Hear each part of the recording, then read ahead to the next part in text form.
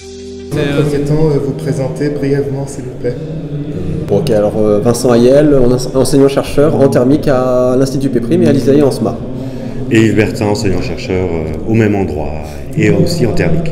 D'accord, j'imagine que ces 70 ans et ces portes ouvertes sont un événement particulier, en tout cas intéressant. Essayer de transmettre un peu au grand public ce que c'est la recherche. En quoi consistent un peu les activités du laboratoire Péprime au sein de l'ISAE en SMA? Alors, le laboratoire est complètement intégré dans son activité dans la formation des jeunes. Il est en partenariat avec le secteur industriel pour lequel on destine la formation des jeunes. Donc il est une des parties prenantes de l'activité et de la formation sur des thématiques qui sont connexes à ce qu'on veut diffuser auprès de nos jeunes. D'accord. Et en quoi ça influe vraiment la formation d'ingénieurs en SMA, cette présence de la recherche Pour compléter ce qu'a dit Yves, effectivement, nous sommes, enfin, je pense qu'on peut dire qu'on est presque à la pointe de la R&D des industriels pour lequel on destine nos élèves ingénieurs, puisqu'on travaille pour les industries vers lesquelles ils vont aller. Et donc, on connaît leurs attentes en termes de R&D, puisque généralement, ils viennent nous voir pour ça, ou la plupart d'entre eux. Donc, effectivement, on sait parfaitement vers quoi orienter nos élèves en termes d'application et en termes de formation pour ce but-là, quoi. Et on transfère, en fait, la réalité du travail de recherche dans la formation. Voilà. La formation est alimentée par les résultats de la recherche. D'accord. Et en quoi consiste le stand thermique aujourd'hui pour ces portes ouvertes? Parce que c'est ça le plus important. Alors il y a deux stands, il y a un stand extérieur, un stand intérieur. D'accord.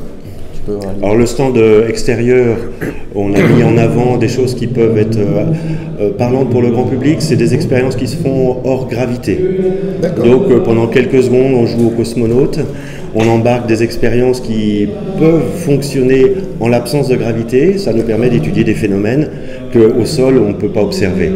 Et donc les objets en question, c'est des objets qui normalement à terme devraient permettre de mieux contrôler la thermique des objets qui sont très fortement sollicités. Et qui plus est, ce sont des objets qui sont passifs, c'est-à-dire qui ne consomment pas d'énergie, donc qui s'inscrivent dans un développement qui se voudrait un peu plus soutenable. D'accord. Un exemple concret pour le grand public? Des caloducs, alors c'est des objets à l'intérieur duquel on met du fluide, et le fluide, quand on le chauffe ou on le refroidit, il se met en mouvement naturellement. Et il transporte la chaleur avec une efficacité qui est sans commune mesure avec aucun des matériaux qu'on connaît. D'accord.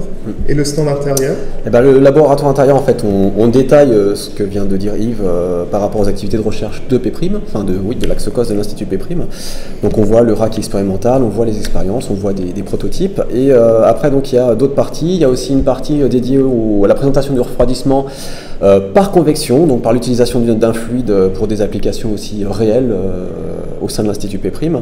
Et puis après, il y a une partie plus ludique, je dirais, où on présente la thermographie infrarouge, c'est-à-dire comment on fait des mesures de température, pourquoi, qu'est-ce que c'est qu'une mesure de température infrarouge par rapport à des...